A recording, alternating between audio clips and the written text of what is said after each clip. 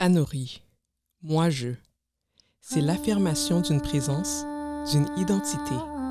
Derrière ce mot et derrière chaque verset se cache un cœur qui bat, une histoire à raconter. Vous écoutez le podcast Anori, l'espace où les figures de la Bible sortent de l'ombre pour nous rejoindre dans notre quotidien. Je suis Anathalie Jean-Charles, votre guide dans cette exploration narrative. Installez-vous confortablement, laissez de côté le bruit ambiant et accueillez le Saint-Esprit afin qu'il ouvre votre cœur au récit de Martha, celle qui attendait l'exaucement.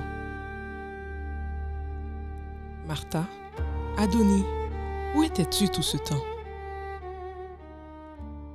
Martha s'essuie les mains et regarde en direction de Mariam, juste assez longtemps pour que son cœur se pose, puis elle l'interpelle. « Mariam, alors, ça vient cette collation? Nos invités attendent. » Mariam et le visiteur avec qui elle s'entretenait échangent un regard et éclatent de rire. Puis, Mariam s'approche de Martha et des visiteurs avec des dattes et des boissons. Elle dépose le tout sur une table basse et sert les visiteurs. Martha reprend. « Je connais la vraie raison de votre passage à Béthania. Vous vouliez voir Éléazar, n'est-ce pas? Vous vouliez en savoir plus sur les événements extraordinaires qui se sont produits ici. Vous n'avez pas à en avoir honte, vous savez. Plusieurs personnes ont fait le détour par notre village pour essayer de comprendre ce qui s'est passé ici. Des gens de partout. Le plus difficile, c'était surtout la surveillance des chefs religieux, des parouchim, c'est-à-dire des pharisiens. Ils cherchaient à nous piéger. Certains disent même qu'ils cherchaient à tuer Éléazar parce qu'il était devenu une nuisance, une menace pour l'ordre et la communauté juive. Ce qui est curieux de cette situation, c'est que le nom d'Éléazar signifie en hébreu « celui que Adonai a secouru ».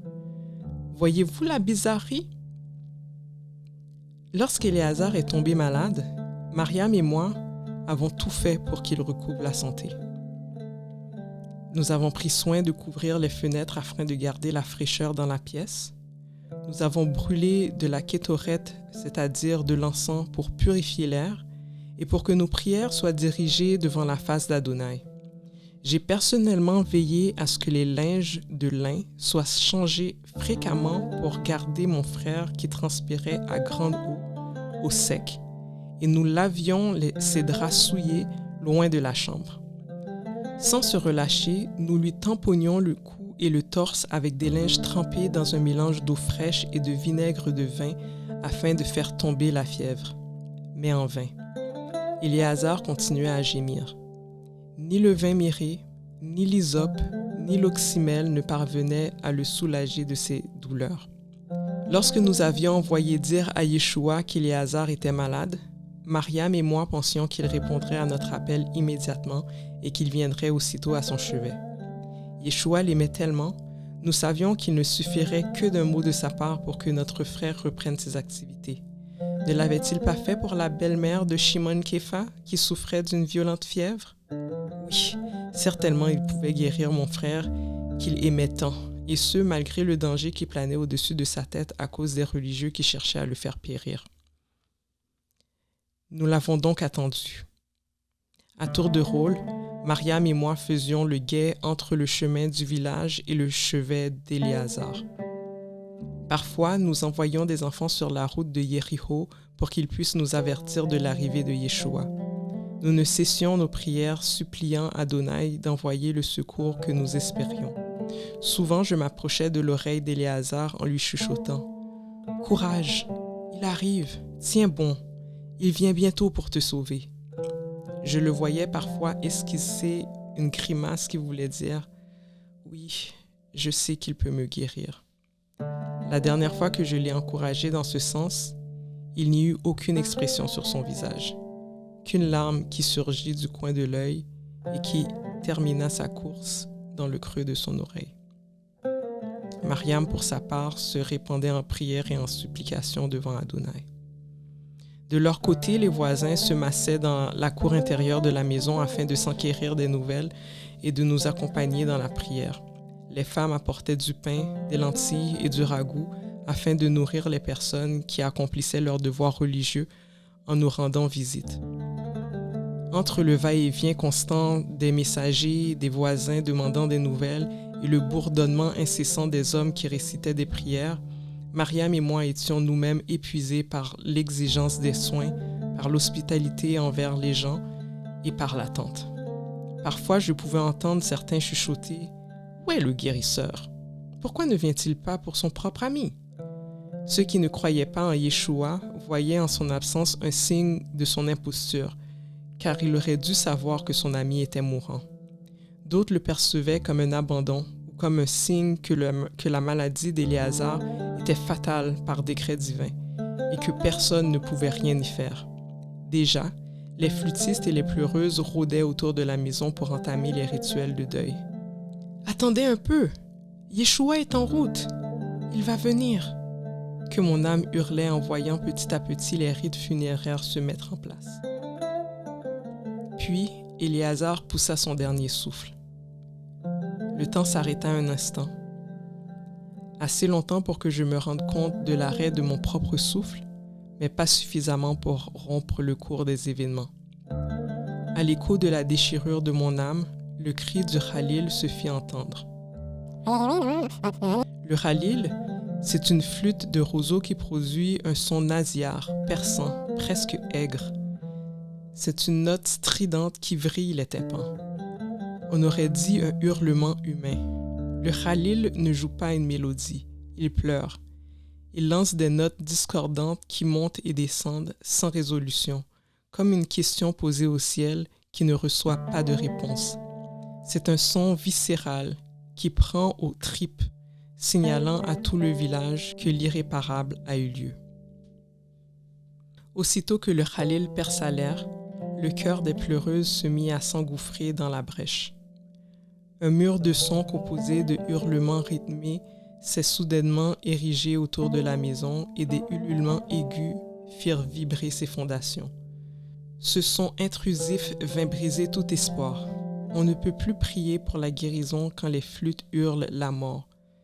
C'est le son qui dit « c'est fini, il ne reviendra pas ». Oui, après, tout se passe très vite. Les hommes prirent le corps pour le nettoyer, pour le purifier à grande eau. Ils l'enveloppèrent avec un mélange de myrrhe et d'aloès. Ensuite, le corps d'Éléazar a été enveloppé dans des linges de lin. Ses pieds et ses mains étaient maintenus en place par des bandelettes. Puis, son visage fut recouvert avec un autre linge. Enfin, il a été transporté sur un brancard vers le tombeau familial, suivi d'une procession de pleureuses, de flûtistes et des villageois.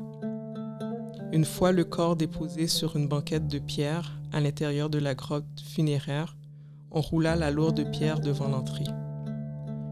Le bruit sourd de la pierre qui roula pour sceller la tombe marqua une autre étape du deuil, celle qui disait « Voilà, c'est pour de bon. Éléazar est parti. » Adonai a donné, Adonai a repris. Que son nom soit béni. Vous est-il déjà arrivé de crier à Adonai et d'avoir l'impression de ne pas être entendu, ou de trouver qu'il tarde à vous répondre alors que la situation est urgente et critique? Dans l'attente, on se demande pourquoi il ne réagit pas. Pourquoi c'est si long? C'est tellement frustrant, particulièrement quand on demande sincèrement et avec foi sans recevoir la réponse attendue. Ma sœur et moi, nous nous sommes demandé pendant des jours pourquoi Yeshua tarde-t-il à venir. Ne sait-il pas que son ami est mourant? Ne comprend-il pas l'urgence de la situation? Ne nous aime-t-il plus? Tout espoir était éteint pour Éléazar. Tout ce que nous pouvions maintenant espérer, c'était le réconfort que pourrait nous apporter la présence de Yeshua. Ce que j'ai compris de cette attente? Beaucoup de choses. Premièrement, j'ai appris, ou plutôt j'ai ressenti la souveraineté d'Adonai. Le prophète Yirmiyahu nous enseigne qu'il n'appartient pas à l'homme, quand il marche, de diriger ses pas. En d'autres termes, c'est Adonai qui détermine la direction à prendre et la façon dont les choses doivent se dérouler. Ainsi, la prière ne consiste pas à demander à Adonai la modification de son plan ou l'établissement d'un nouveau. Elle est l'expression d'une attitude de dépendance envers Adonai, la reconnaissance de nos besoins devant lui. C'est une demande de bénédiction qui doit demeurer en accord avec sa volonté. J'ai aussi compris que mes plans étaient trop petits pour la grandeur d'Adonai que je sers. Vous imaginez si les choses s'étaient passées comme Mariam et moi l'espérions? Nous aurions été privés à la fois de cet extraordinaire miracle et de la joie de voir notre frère revenir du séjour des morts. Vous n'avez aucune idée du nombre de personnes qui ont cru grâce à ce miracle, ceux qui ont été sauvés grâce au fait que nous n'ayons pas été exaucés. En tout cas, pas de la façon dont nous l'avions espéré. C'était encore mieux. Ce qui est le plus étonnant, c'est que ma foi a été révélée dans cette épreuve.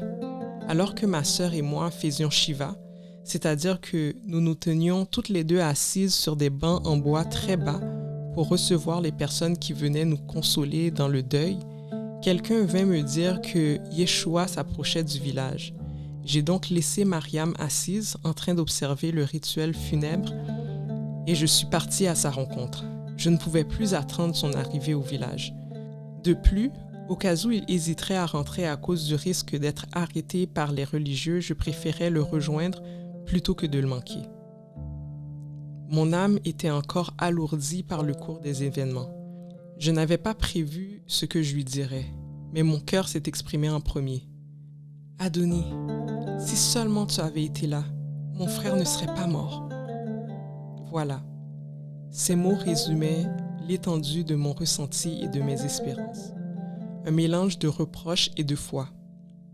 Aujourd'hui, nous déchirons nos vêtements, nous retournons nos miroirs et nos lits, nous restons assises à ras le sol parce que tu n'es pas arrivé à temps pour le sauver du trépas.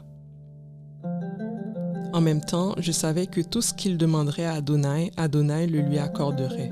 Il pouvait donc prier pour la consolation de Mariam et moi, ou bien pour que le cheminement d'Éléazar dans l'au-delà se passe bien, ou pour n'importe quoi d'autre. Quelle qu'en soit sa demande, je savais que ce serait pour notre bien. Étrangement, à cette déclaration, il répondit qu'Éléazar ressusciterait. Ce n'était pas ce à quoi je m'attendais. Je pensais qu'il me parlerait des circonstances qu'il avait retenues ou des religieux qui le recherchaient dans la région ou toute autre chose, mais pas ça. Évidemment, je savais que mon frère ressusciterait comme nous tous au dernier jour. Puis il déclara « Je suis la résurrection et la vie ».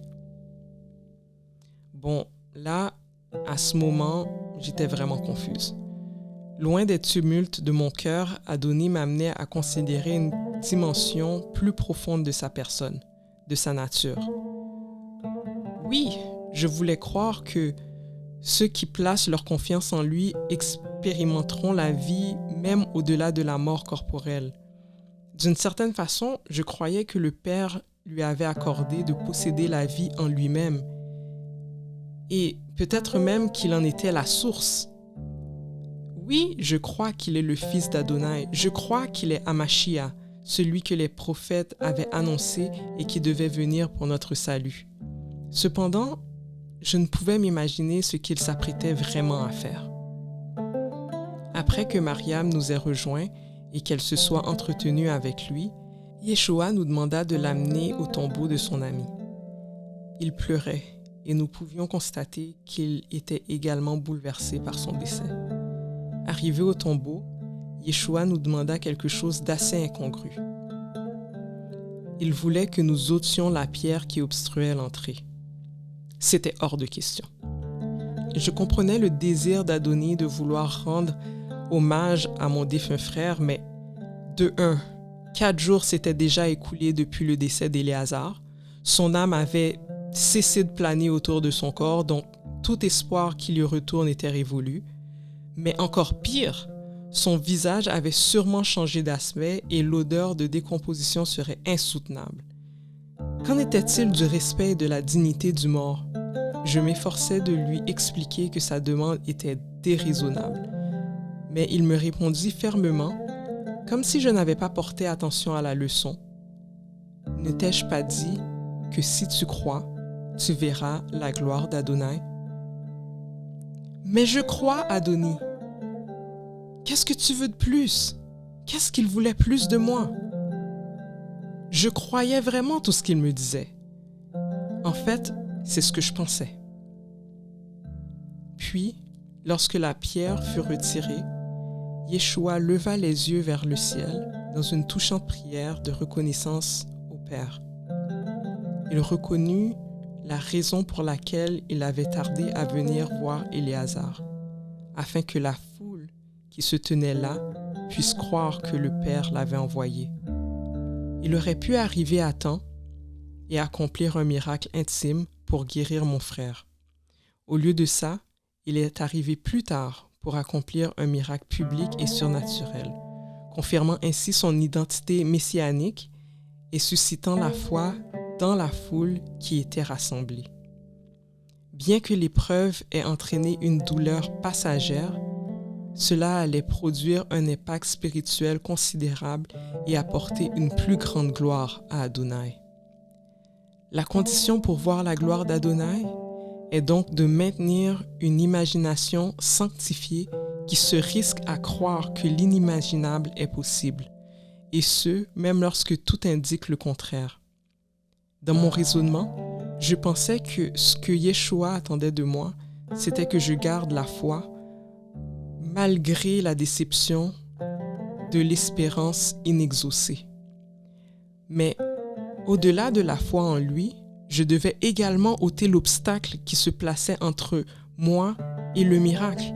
Je devais accepter d'affronter la puanteur et faire face à la mort, car la mort précède la résurrection. Je devais également cesser de placer mon espérance dans le futur et chercher où est la vie aujourd'hui et maintenant, même au milieu du deuil et de l'épreuve. Adonai fait toutes choses merveilleuses en son temps. Il fait mourir et il fait vivre. Il fait descendre au séjour des morts et il en fait remonter. Le croyez-vous? Le croyez-vous vraiment? À quel point le croyez-vous? Au point de continuer de s'attendre à lui, même lorsque tout espoir semble épuisé? Au point de se soumettre à sa souveraineté même lorsque le plan n'est pas révélé? Au point de rouler la pierre à sa demande sans broncher, au risque d'exposer la puanteur des lieux? Quand Adonai répond par un refus, il utilise nos désirs saints et nos intercessions pour établir son règne et accomplir sa volonté. Ce refus correspond à un oui à un niveau plus élevé et mystérieux que nous l'avions envisagé. Même si vous êtes déçu face au temps d'Adonai, ne vous empêchez pas de lui faire savoir. Le silence de la résignation est pire que le cri de la frustration. Ne laissez pas l'attente paralyser votre vie quotidienne. Tant que la réponse n'est pas là, continuez à marcher. Ne mesurez pas l'amour d'Adonai à la vitesse de sa réponse. Le fait qu'il n'agisse pas tout de suite ne signifie pas qu'il vous a abandonné ou qu'il ne vous aime pas. Parfois, l'amour d'Adonai prend la forme d'une attente insupportable parce qu'il prépare quelque chose de plus grand qu'une simple guérison. Il prépare une résurrection. Celui qui vit uni à Adonai participe déjà à la vie nouvelle qui est donnée par la résurrection de Hamashia. Ce miracle est uniquement un avant-goût de ce qui va arriver. Mais ceux qui croient en Yeshua participeront à la résurrection éternelle et vivront pour toujours. Le croyez-vous? Pouvez-vous imaginer le jour où tous les morts qui ont cru au message de Yeshua ressusciteront et vivront éternellement avec lui sur cette terre glorifiée? Pouvez-vous voir le royaume des cieux qui descend parmi nous? Le règne d'Adonai est proche. Continuons à nous attendre à lui, même lorsqu'il semble tarder, en nourrissant une foi inébranlable. Martha a dit tout haut ce que nous pensons souvent tout bas. « Seigneur, si tu avais été là, le malheur ne serait pas arrivé. » Mais l'histoire d'Éléazar nous apprend une vérité difficile.